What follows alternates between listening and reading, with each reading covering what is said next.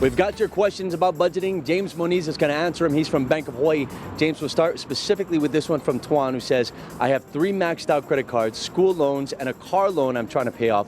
Which of these would you suggest in eliminating first to reduce my debt? Well, the first thing we want to talk about is there's good debt and bad debt. So good debt essentially is something that is like an investment that will help in your long-term wealth. It can also be something like a mortgage where you can also get potentially a tax deduction. Okay, so what are we talking about with bad debt? Well, so bad debt is something like on a high interest rate credit card, maybe an impulse purchase that's really not adding towards your future wealth.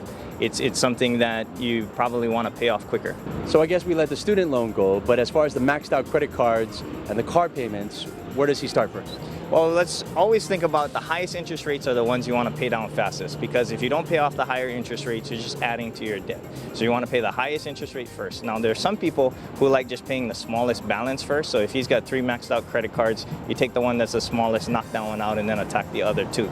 In terms of the car loan, that really depends. If the interest rate is higher than the credit cards, then definitely he should approach the car loan and make extra payments towards that. No, we're not suggesting that he ignore the other payments. No, definitely. You got to continue making payments. Otherwise, that affects your credit rating, and that potentially could give you a lot more issues down the road. When we look at payment, this is all about payment priority. So in Tuan's case, you want to make sure you're knocking out the highest interest rates. You want to make sure that you're getting things in line. There's also his student loans. Now, student loans give you a nice bit of options. You have the ability to take some tax deductions if you qualify. But the other thing is there are a lot of repayment options. So if he's able to get a different repayment plan on his student loan, he may potentially be able to use the money he's saving, not making on his student loans, and pay some of that higher interest credit card debt to get out of debt sooner. Good stuff. James Moniz.